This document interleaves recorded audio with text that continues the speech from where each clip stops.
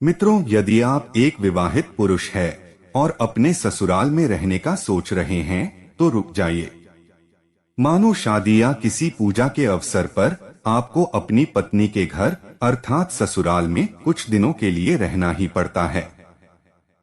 लेकिन ऐसा करना आपके जीवन में कुछ बदलाव ला सकता है। और वह बदलाव क्या है, चलिए इसके बारे में आपको कथा के माध्यम से बताते हैं।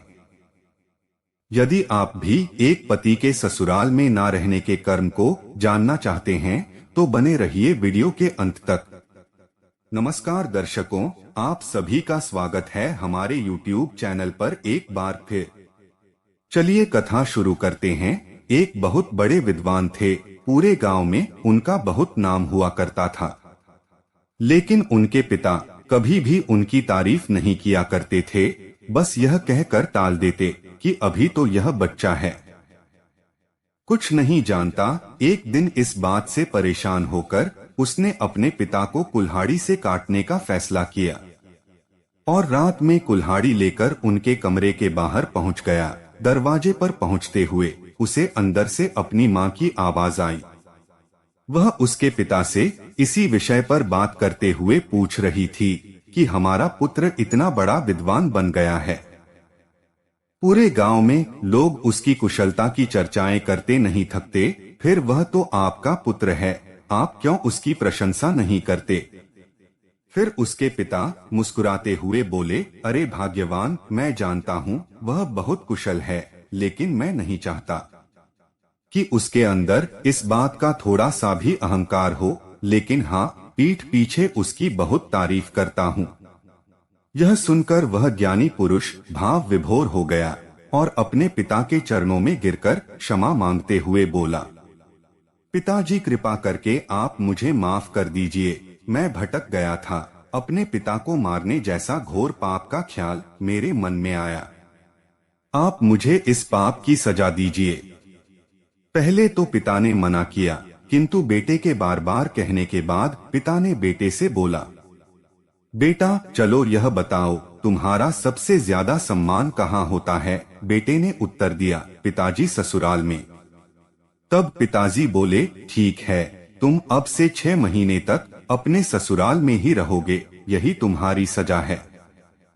फिर क्या था, वह ज्ञानी पुरुष अपनी पत्नी के साथ ससुराल रवाना हो गया। ससुराल पहुँचते ही उसे सब वहाँ देख काफी खुश हो गए।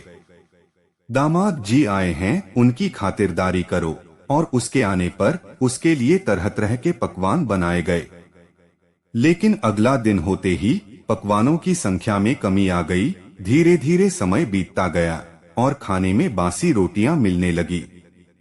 यही नहीं, उससे ससुराल वाले गाय को चराने और गोबर को उठाने जैसे काम कराने लगे। उनकी पत्नी को यह सब पसंद नहीं आया। उन्होंने आकर अपने पति से बात भी की, इतने ज्ञानी होकर आप यह सब कैसे सह रहे हैं?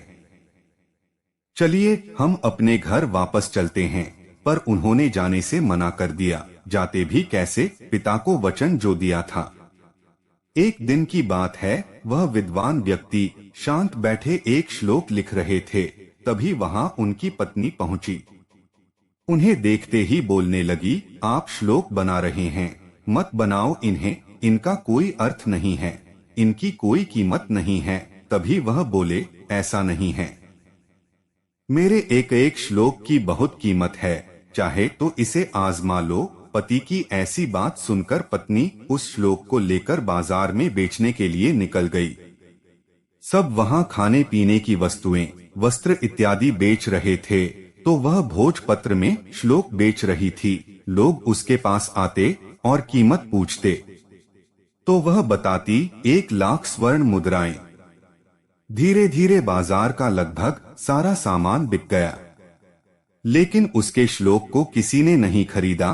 कभी वहां राजा आया। राजा का यह नियम था कि जो भी सामान बाजार में नहीं बिका होगा वह उसे खरीद लेगा।